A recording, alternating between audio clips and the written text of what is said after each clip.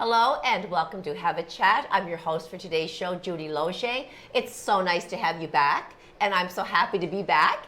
And Veronique's on an excursion. She'll be joining me again next week, but in the meantime, we have a lovely, familiar face joining me today, my co-host, Michelle Tobin-Forgrave. Hi, Judy. What a pleasure to see you on a Monday. A pleasure to see you too. I'm glad to be here. We're neighbors, we're friends, we go, well together, so this is going to be a good show. We have some awesome guests. And we always start off with a quote, and I've asked you to bring one. Yes. So I happened to see this last week, and it just resonated with me. Okay. So, don't give a lecture to someone who needs a hug.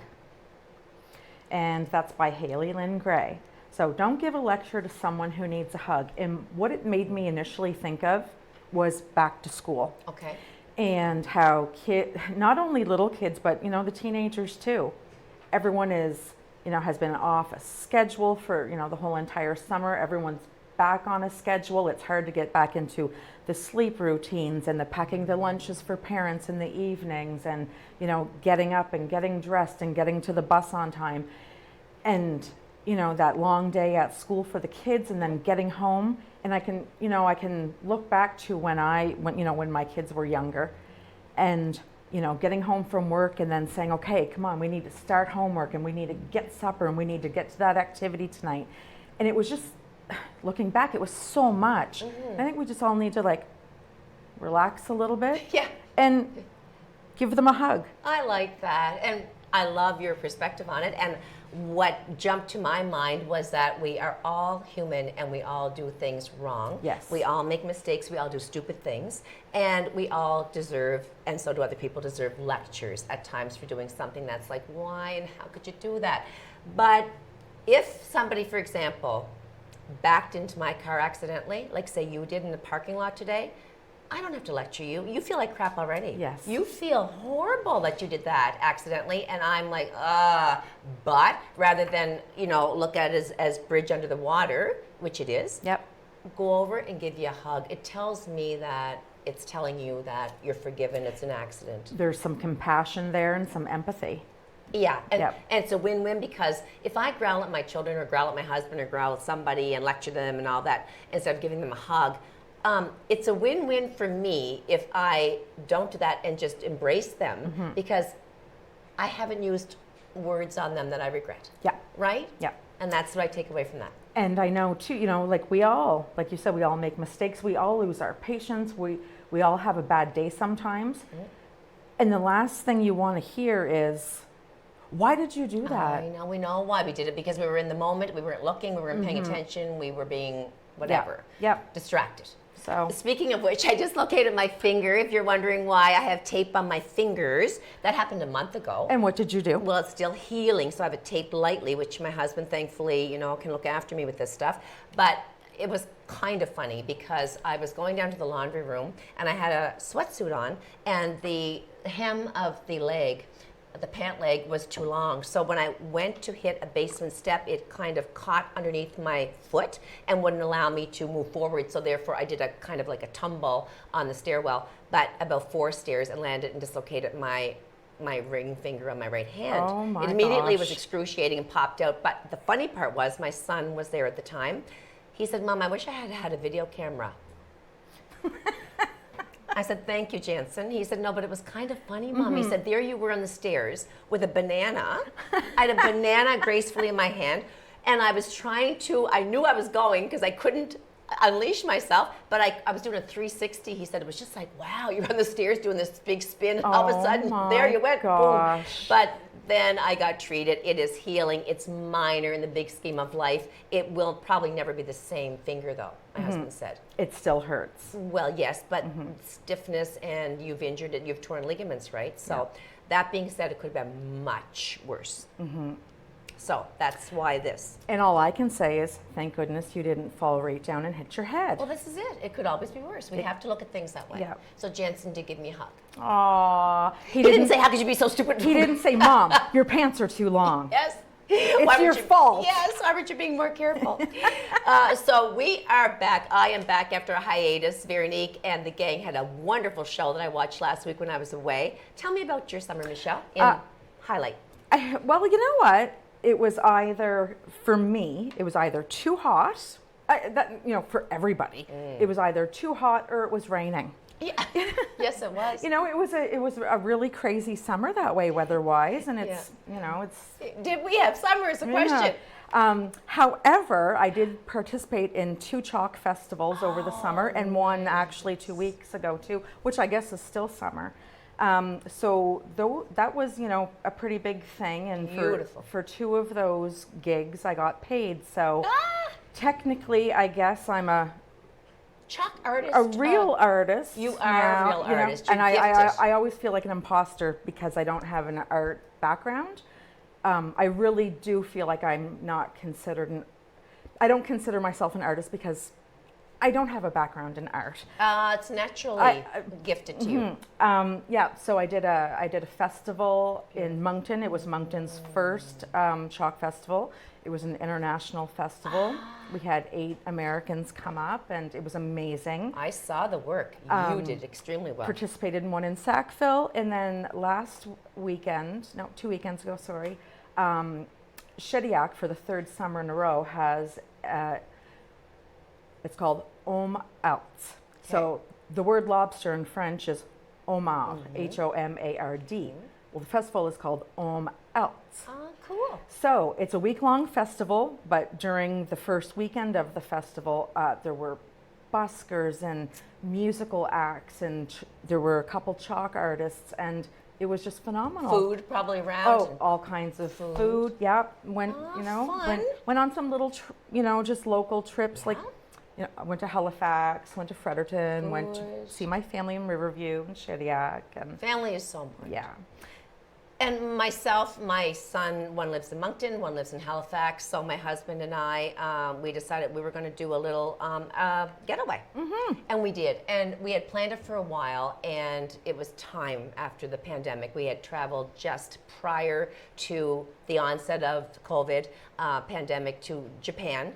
And that was the last big trip we'd taken. And then we had done Halifax, Montreal, that kind of thing. But this time we went overseas to Europe, which we both have been going to visit sporadically over a number of years since we've been married. But we'd never been to Berlin, and we had never been to Barcelona. So we started off in Berlin for 1 week. And the good news is that there was not a flight issue. Thank goodness. Nothing. For 2 weeks we were traveling. 1 week in Berlin, 1 week in Barcelona, no hiccups. Wonderful. That's amazing. Yeah. Really, though. My luggage didn't come the first night when we arrived in Barcelona, but that was okay. I always be sensible and pack a little something, an extra night bag, underclothes, that kind of thing, necessities, which I recommend people do. Yes. Because sometimes when those connections are very close, then you're going to miss getting the luggage on the flight. But Berlin was totally different as to what I expected. We did a lot of historical touring, which Gerard and I are both, we love history. So we did a lot of that, like there were the German spy museums and the memorial, the Holocaust memorial for the Jewish people that were murdered, which was it was gut-wrenching. I cried the whole time. I was like, I have to get out of here. But the people are there very proud of their country. They're so proud to be German and so proud to serve. And it was very interesting culture. And my German stinks. I don't do well with the language. But then my sister lives in Barcelona, as you know. Yes. She was so happy to have family come over from my side, right? Because my brother, they're just so busy. My parents are seniors and they can't travel. So it was Gerard and I that showed up. And they were able to take us and show us all the highlights. She must have been so excited to have you both there. When they arrived at the hotel, it was like, she was like, this is our life and welcome to it. Oh, and of course, nice? I jive with that scenario. Like I love Italy, I love the vibe. German is very much more austere, very much more rigid and cool. People were nice. Service was great. Shopping was delightful. The food was good. I'm sure. But I do want to give a shout out to Jennifer for her hospitality and Matt's in Barcelona because they went up, out and beyond, above and beyond. And the food was great. That's awesome. The weather was great. And the shopping was great. So I really, really did love it. That's wonderful. Yeah. And you're still recovering a little bit from jet lag. I get jet lag really bad. So it'll be like 9 days since I've been back now. And it takes me about 2 weeks to recover because you're in a 5-hour time change for that full 2 weeks. Yeah, it's a whole 2 weeks. Yeah. It's not just, a couple of days. So when it's supposed to be bedtime, it's really like 7 o'clock here, and you're really tired because you used to, anyway. Yeah. Or you're not tired, but you should be. Yes. It's weird. Yeah. So fall, I have a feeling, is your season. Am I wrong? I love fall, especially, since my brain injury. Love fall because it's not hot. It's not so hot. When we get into like October, November, I love it because I feel like I can actually stay outside. But it's so pretty, and I love this. I honestly love the smell of the woods, of the rotting leaves. Too. No, I don't mind that, or burning leaves or anything like that. And I do love the coziness of it. I do love the colors. I do love fall, but I'm one of these people that's always cold. Yeah, and I'm always hot. I'm always cold. We could never share a room together. What would we do, Michelle? Well, you'd have to have a heater in yours, and I'd have to have an air conditioner in mine. So we won't book a fall excursion, but we did do an overnight excursion. Yes, we did do an overnight excursion. But you were not my roommate on that. I was not. No. And the reason I can't travel with a lot of people is because they snore. I'm sorry, but like if you're coming with me, you can't snore. I'm a snorer. Oh, God. Unfortunately. Oh, man. I can't. And I never believed people for years. I'm like, yeah, right. I can't. As if this is how I sleep, Judy, in my mind. This is what I look like. That is not what I look like. You sound like a Big Mac truck. It's very disturbing. Yes, mouth open and... But I can't. Snores, How do people stand it? Like my husband's not a snorer. When we're both exhausted, we're both a little bit more heavy, like on the, Yes. but we're not, snoring up a storm to wake the neighbors. Yeah, well, that's what I'm like Oh, now. dear sweet Lord. Apparently, that's what people say. Okay, well, maybe we can go somewhere together and you can have your own room. Just separate rooms, yes. Yes. So coming up this weekend is Jason Cyrus. And you just love him, don't you? I think he's phenomenal. Jason Cyrus, the hypnotist, Canada's renowned hypnotist. They say he's just like a Las Vegas star now. I've seen him. And I've never seen him yet. Amazing. My husband, like, nothing much impresses Gerard big time, but he came home and he talked about Jason Cyrus for the longest time. He said, what a show and what a gifted guy. It's simply hilarious. You bust your gut. Yeah, I'm going to have to check out the tickets. Yes, so tickets are at Creative Ground in Miramichi East, that's the Chatham side, or online through Eventbrite. And you're in for a good show at the Jameson Hill, so you're in for comfort. Perfect. You're there to see people like maybe your daughter or your husband go up and make a complete fool of themselves. But they are under, and it's not embarrassing, like not to the point where they go home and be ashamed of themselves. Yes. Just hilarious that you cannot believe, like, for example, Kevin would be up there doing a dance, pretending he's in a tutu, doing a ballerina act. Goodness. So, yeah, and what else do we have to talk about, Michelle? What else is coming up? Oh, I think you have a crush on somebody who is coming to town shortly. Mr. Jim Cuddy, I do believe. No, he was here. Oh, he was already here. Yes, Jim Cuddy, Heart Be Still. When was he here? He was with his sons in concert last week on a Tuesday night at Carrefour Beau Soleil. Yes. Now, I wouldn't care. September's flying by. I know, but because I wouldn't care if Jim Cuddy opened his mouth to sing. I'd just sit there and look at him. It's a celebrity crush. We're all allowed to have one. Yes. Do you have one? I have a couple. A couple. Yes. My other one's John Bon Jovi, just for the fact. Well, my boyfriend, and he doesn't know this, that he's my boyfriend. Kevin knows that this man is my boyfriend, but it's Michael Bublé.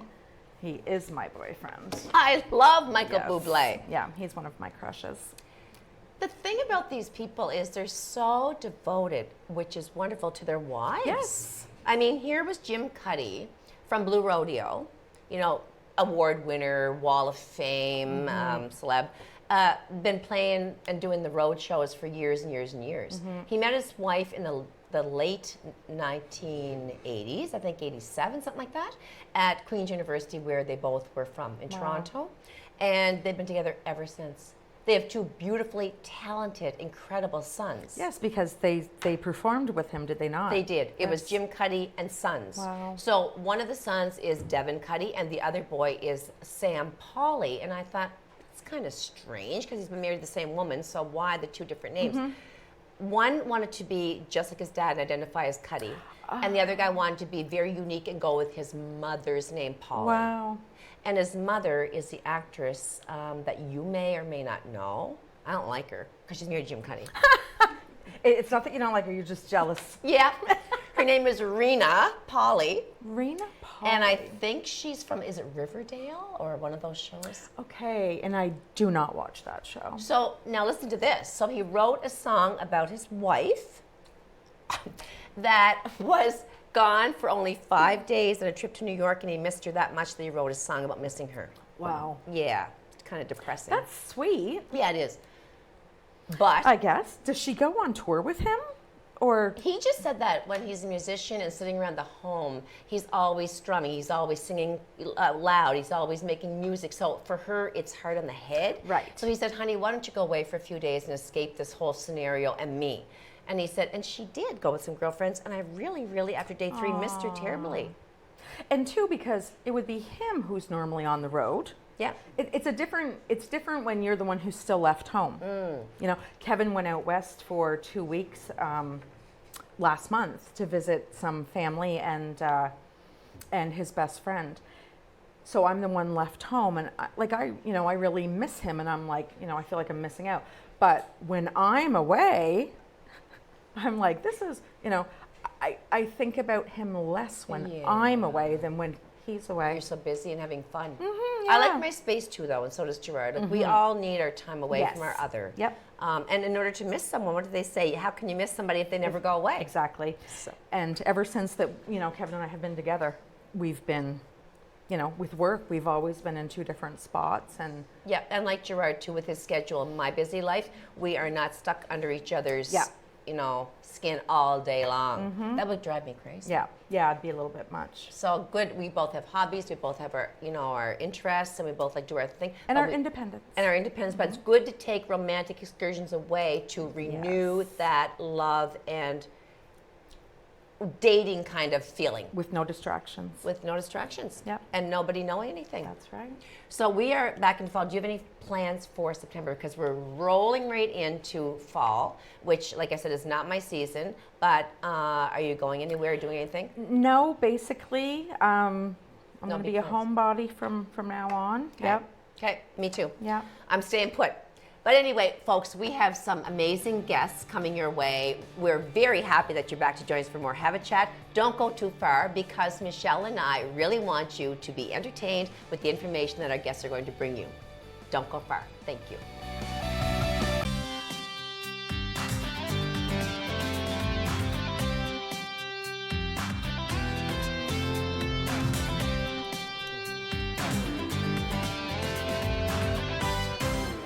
Hello and welcome back for more Have a Chat. I'm sure you missed me as much as I missed you all. I'm joking. I'm very happy to be back after a break from Have a Chat. We're here at the beautiful Rogers Studio in Miramichi West, which is Newcastle. And I am your co-host, Judy Loge, joined by my fill-in, who is always fantastic, Michelle Tobin-Forgrave. Thank you very much. Thanks for coming and doing this. Love being here. I'm I so love happy. it. It's great that we can count on people like this, vibrant and informative and all of the above.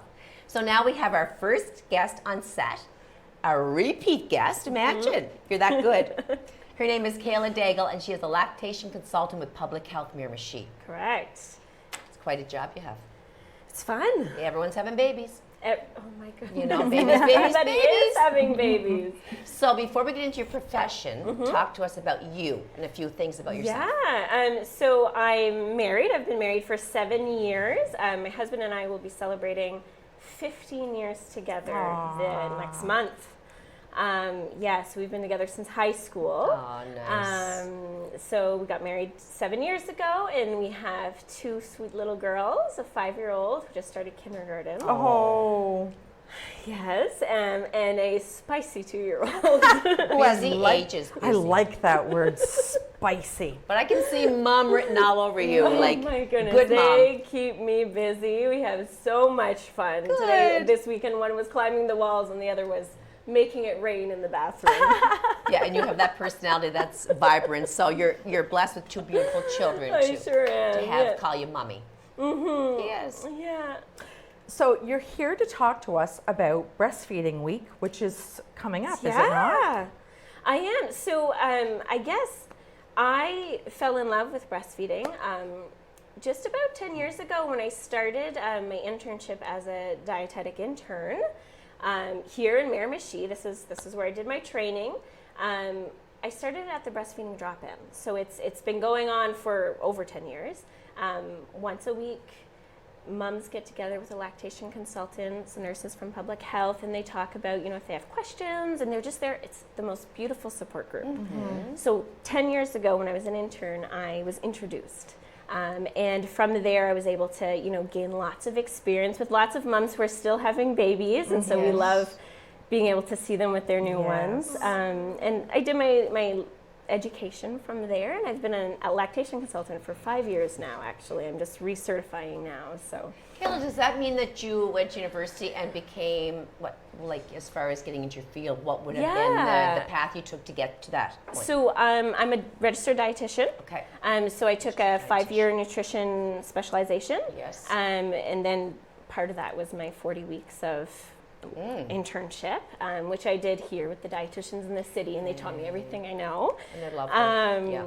And then it's like a certification. It's a international, so a bit of education. There was 90 hours of learning, and then 1,000 hours of experience. You can imagine how much. That's a long It is. session of learning. My That goodness. sounds like a long time. It was long, but it was fun. And I wrote my exam.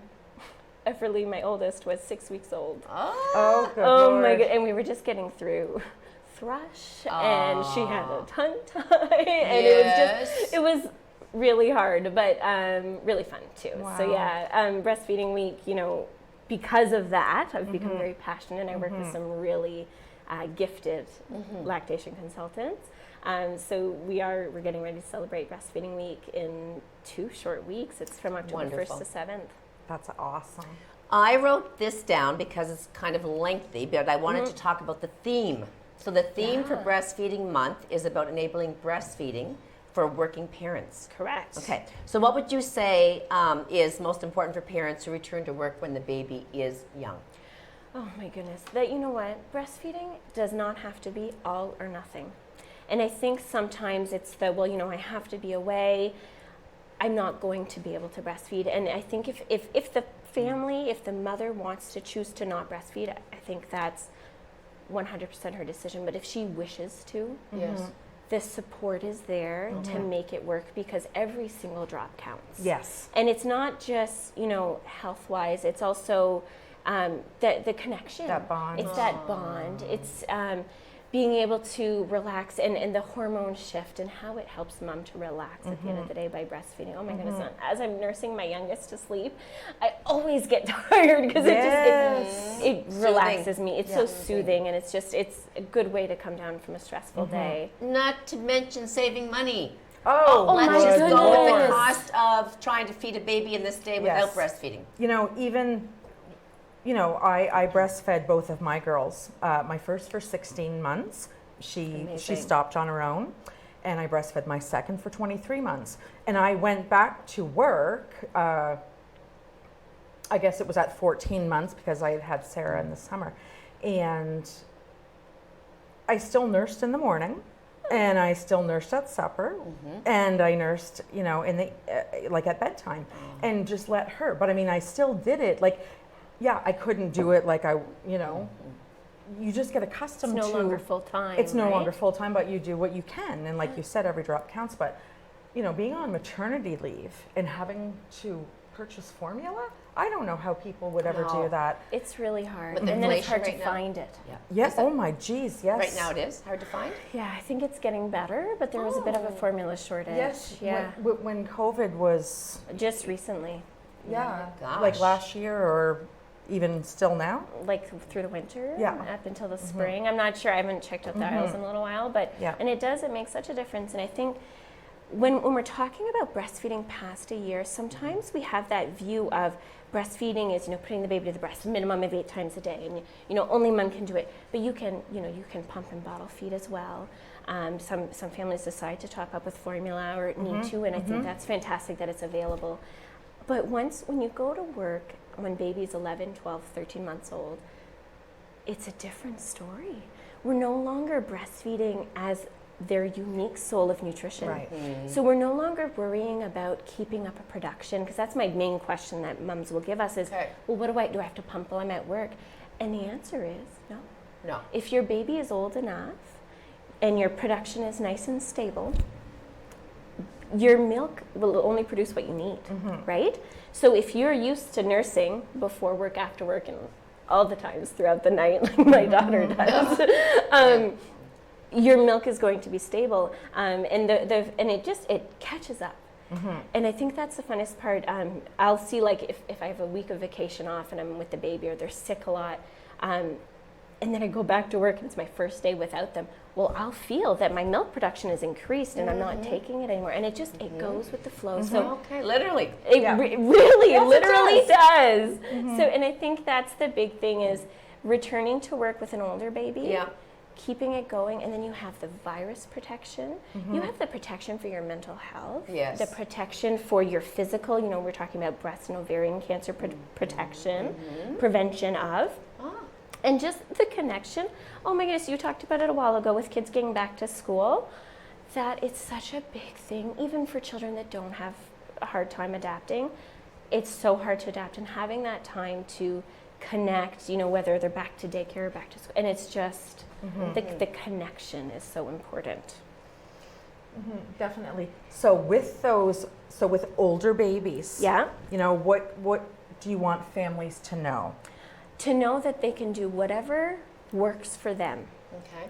That the stress, you don't have to stress about being weaned before going back to work, because baby's going to make it work. You're going to be able to make it work, and continue to breastfeed if that's what they wish will just help with the transition, making that transition go easier.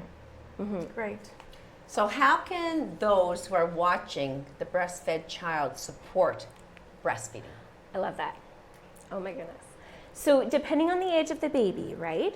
So those little babies that mom has to go back to work earlier, listening to the baby's feeding cues and watching them, and, you know, finding different ways to soothe if, you know, baby's already had the amount of milk that mom thinks baby should need. We also talk about a feeding technique called paced bottle feeding. Paced bottle feeding, which is, you know, introducing the bottle to the baby a little slower so that the flow isn't as quick. So it takes them about 20 minutes to have a feed instead of gulping it down as, oh my Right. gosh, some babies could do it in Yep, mere just minutes. slurp it right up. Right? Chug it. Yeah, so I think that's like when we're talking about feeding, that's number one.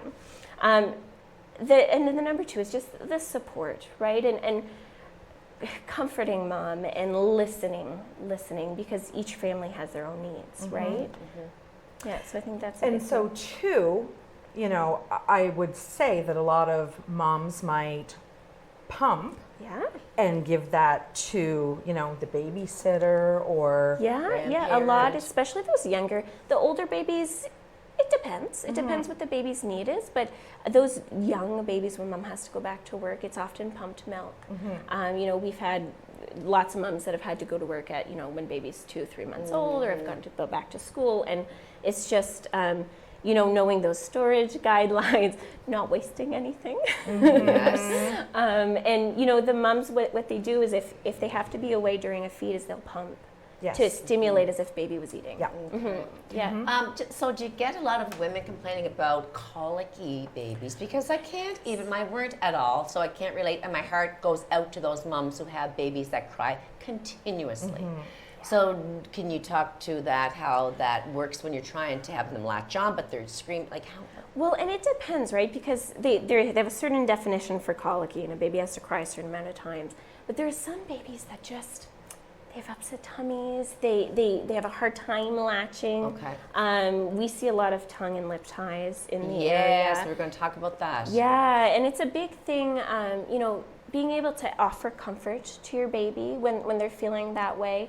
But being able to offer support to that family because they are having a hard time. For sure. My goodness, they are exhausted. Exactly. Oh, Brand new my- parents sometimes, like first time parents. I know one, you know, she couldn't get the baby to latch because of the tongue and the lip tie too. Yeah. And it was quite pronounced. Yeah. So then here you are trying to breastfeed, not sleeping, being a new mom. I mean, it must be horrible. And what do they have little surgeries done? Yeah, so some families opt to get a surgery. You can get it done by scissors. There's some physicians in the area that will clip. Oh. The problem is they don't go far enough with the scissors because they can't. So in order to get they need a laser done. We had it done. Both of my girls have similar ties. Okay. My oldest we did not clip, and my youngest we did. Okay. And the difference between the breastfeeding experience. But typically, a baby with a tie, if it's bothering, because there are some that Right. aren't Can bothered. still that's- latch. Oh yeah. Okay. And you know, we see them in the hospital, and we kind of make a note of it. And if mom is to call and say, "Hey, my baby has these symptoms," we're like, "Oh, I have a feeling that." Yeah, it makes a difference. There's so many things you can do. We sometimes we'll offer like a nipple shield. Okay. We'll offer to pump or teach them how to hand express, but just comforting Encourage the them baby, because it's got to be encouraging them. exhaust. You know, exhaust. And besides that, it's the guilt a mother feels. Yeah. You know, I one of my very best friends, our first daughter is 5 months older than their first son, and she had gotten home from the hospital, and I'm not joking, it was about 1 a.m. Her husband had called Kevin and I and said, she cannot feed the baby. She's freaking out, she's devastated, she's crying, we're exhausted. And Kevin and I hopped in the car with Sophie, and we drove down to Moncton. Oh. And we were there to offer support because She was panicking. She was they were at her wit's panicking. end. Support, Yeah. and we're a group of 5 or 6 lactation consultants at Public Health. So only one full-time position, but we all support.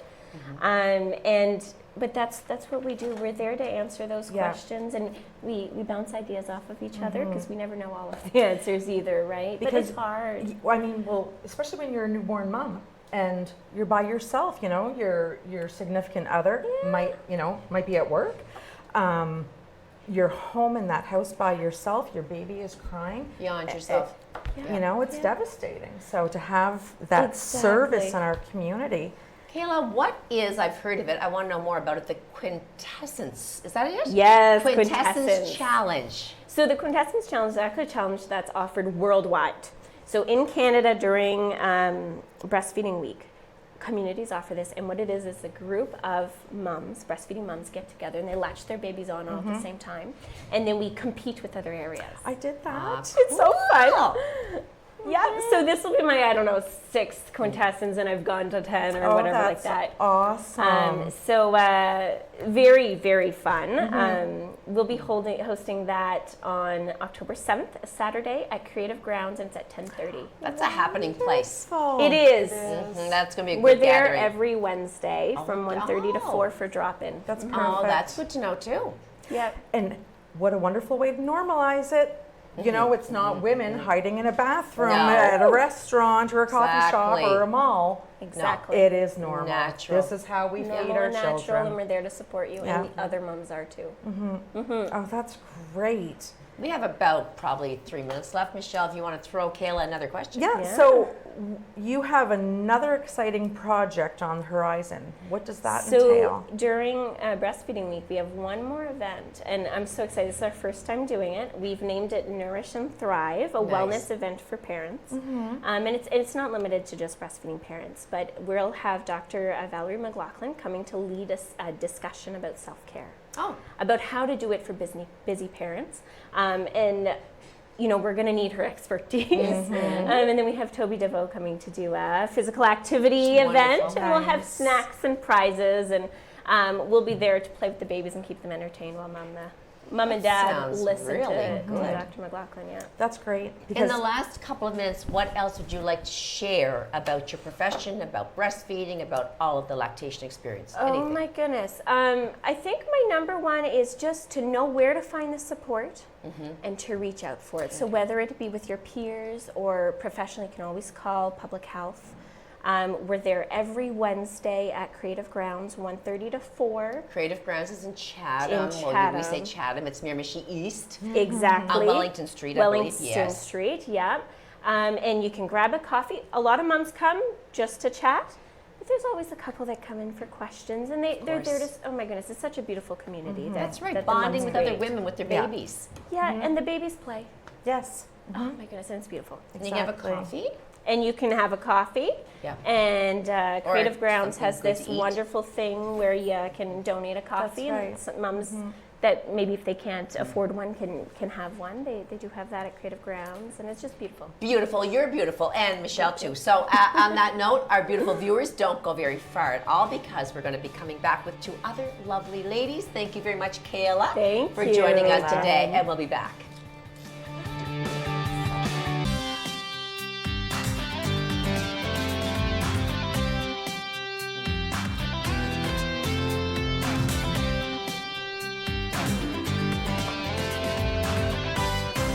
Hello and welcome back for our last segment of Have a Chat. So thrilled that you could join us today. We are in Miramichi West at the lovely Rogers Station with our great crew from Rogers. I'm your host for today's show, Judy Loge, if you're just joining us, and I've been accompanied by my fill-in co-host, Michelle Tobin-Forgrave. Judy. She's doing an awesome job.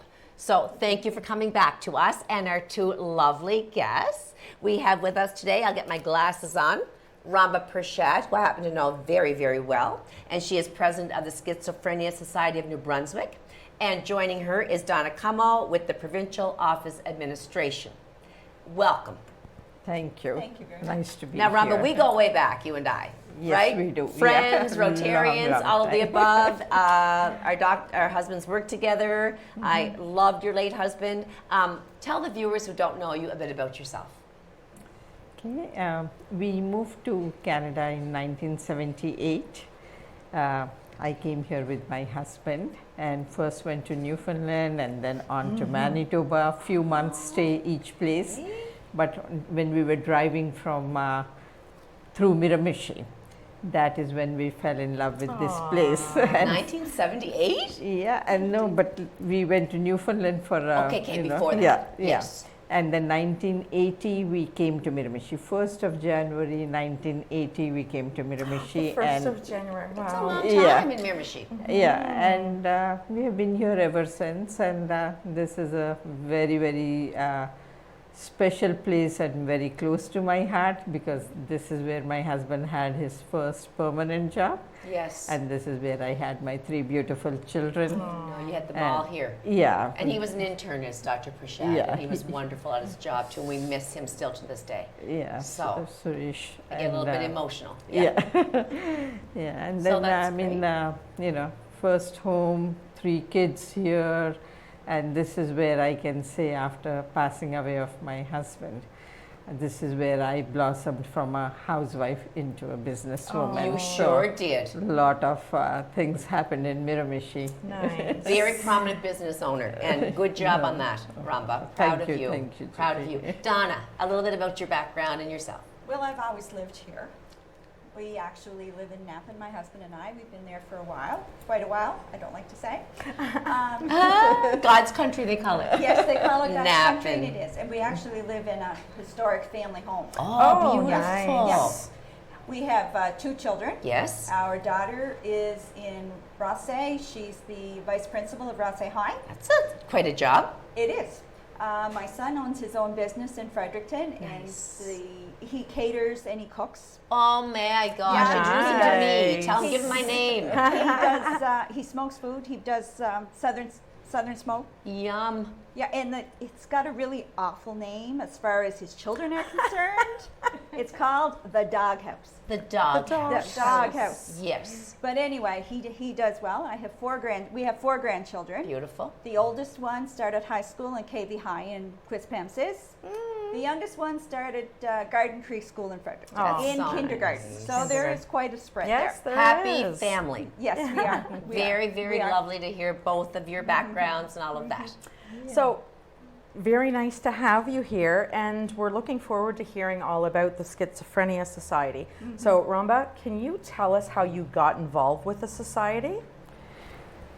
Yeah, it goes a long way back, but somebody very close to my heart had a little feeling, you know, of depression and anxiety, but never thought of it much, like, you know, because sometimes you just feel that maybe the stresses of life can do that, you know, and never thought of it much, but for the last 15 years, like after the passing away of my husband, I really got very much interested in this field, because a friend of mine, Anne McCosh, she always was telling me, because I used to ask her a lot of questions. Smart woman. And then she used to tell me, like, you are always interested in this field, why don't you join the Schizophrenia Society? Yes. So I joined them about 15 years ago, and for the last 8 years I've been the president of the society, and I'm learning day by day, and I'm very passionate about it, because during this journey I noticed that there are so many things that people are not aware of, things that we take for granted. So, Right. just like for some of our viewers who don't know, schizophrenia, it's like a major mental illness. Absolutely. I know so many individuals that have schizophrenia, and thankfully there are resources in place and the society in place to have them go there to get the help and awareness, and to have people like you advocating for this. To come out and talk about it. You can't find help for this condition if you don't talk about it. Like you said, people try to hide it, make it like, oh, it's just me, I'm just feeling down. There's more to it. It's a diagnosis. Oh yeah, and I think until and unless you reach out, there is a lot of help from our society.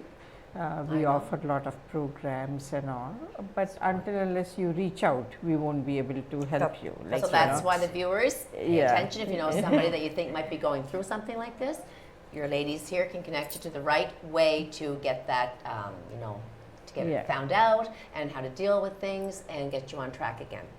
Donna, how did you become involved with the Schizophrenia Society? They were looking for a bookkeeper. Oh, and you can keep books well. Good. And it was brought to my attention by through another nonprofit that I was involved with at the time. And I went to work there as the bookkeeper, and it's kind of progressed from there. It's like the person that cleans at the school and does such a wonderful job. They do such a wonderful job that get promoted to something else, and then they're the principal all of a sudden, right? No, it just I just help out wherever I possibly can. Oh, that's wonderful. That's great. So can you tell us what kind of education and support the society has for people who have a diagnosis of schizophrenia and their families? The Schizophrenia Society has different programs for different age groups. Good. We have a new program that was designed for children aged 12 to 17. We developed that mostly right after COVID, when kids were struggling so much and having more mental health issues. So that is something that's there for children. We try to get out into schools and group homes, anywhere children or youth gather. Wonderful. And try to help with that. We also have one that's called Your Recovery Journey, and that is for anybody 18 and up who is suffering from mental illness. We should point out that we started with just schizophrenia, but now we encompass all mental health disorders. That's really good to hear. Okay. That is good to know. So we cover, if you have a mental health issue, contact us and we can set you up with a program.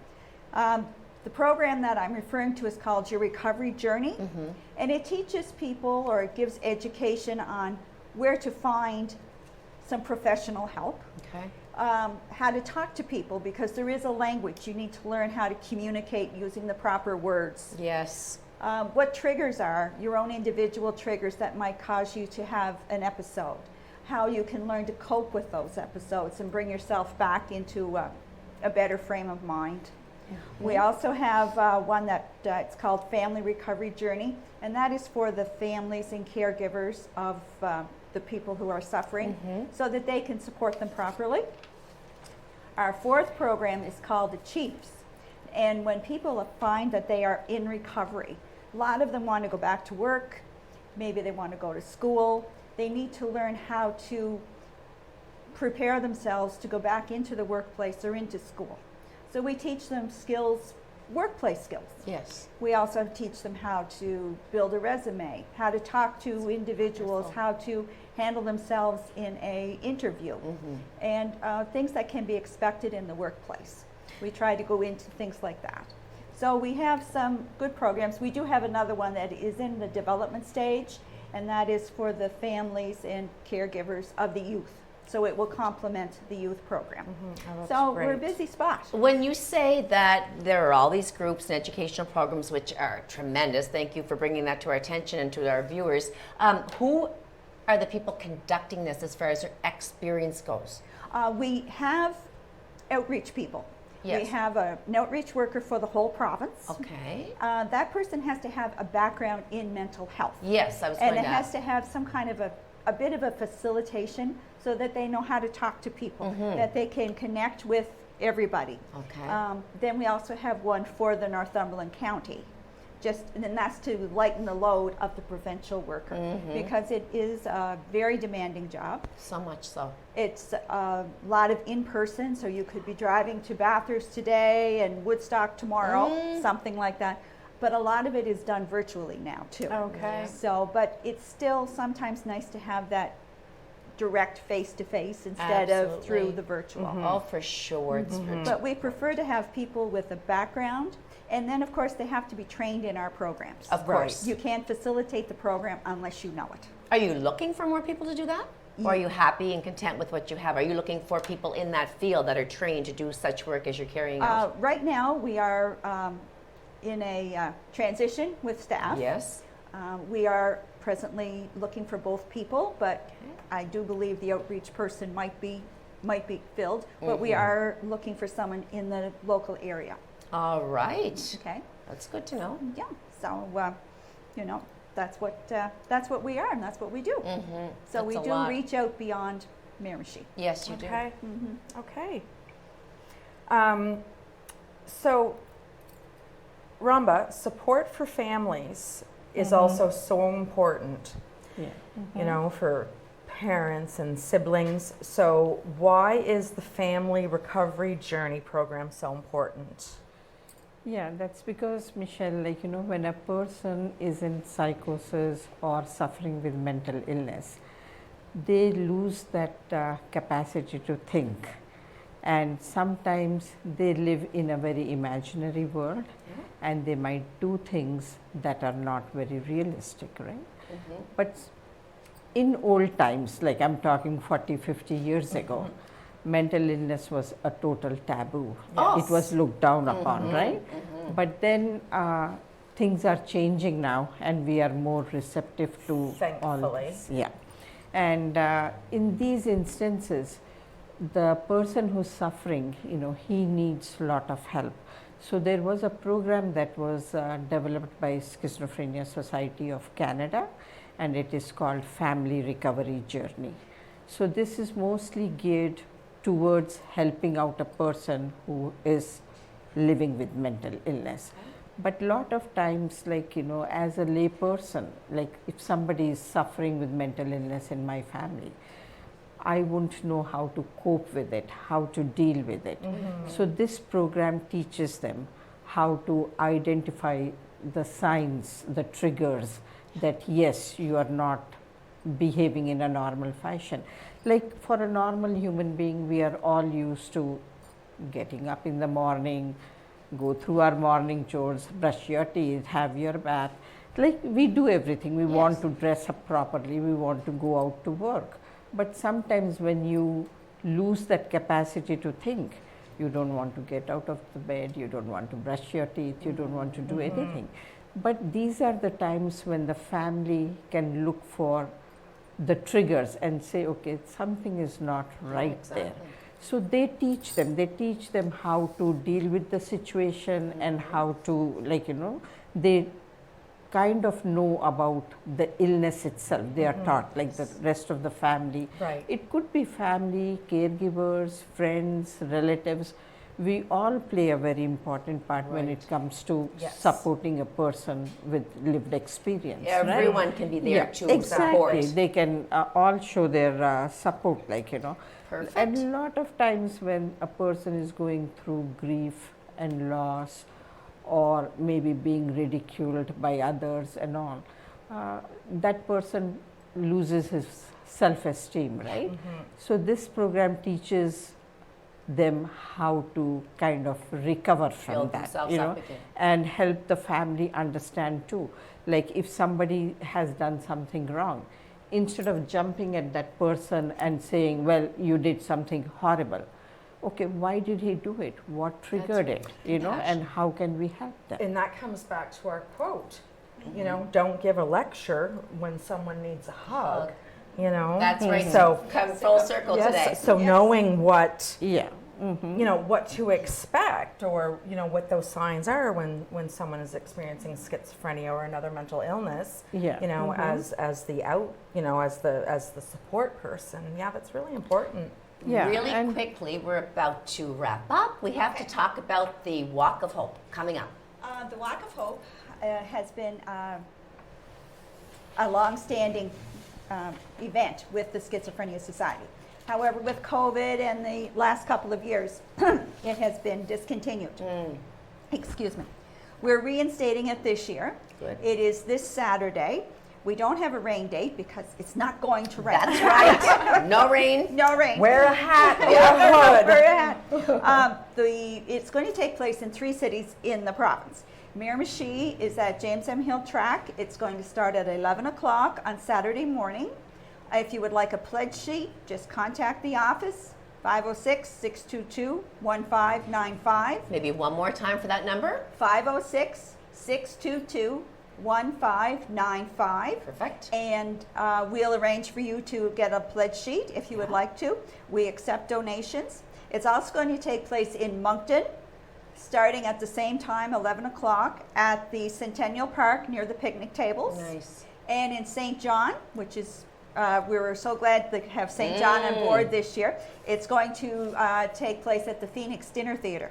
Oh my, you've got 3 different locations. 3 different locations. great. It's 11 o'clock in each place. Anybody across who wants to have a pledge sheet, contact us, email us, whatever, and we'll make sure you get one. I think there'll be a good turnout. I really do. Like Oh, you I said, hope with so. COVID and having had Oh, none yeah, for so long, people are anxious to go out and to support the cause. Yes. They know what it's all about. They know what they are, you know, raising money for, and what's more important than mental health, really. Yeah. Yeah, every bit that we earn goes to support the programs. Yes. To make sure we can get a wider spread of our programs, to help with the development of the new program, everything like that. Perfect. excellent. Well, ladies, it's been my pleasure and Michelle's Thank pleasure you. to Oh, thank host you you so on the much. show today. And thank you to my lovely co-host. And thank you to our viewers who tune in every week to watch us on Have a Chat. Veronique will be back with me next week. Do come back next Monday for more Have a Chat. Thank you. Have a great week, everybody.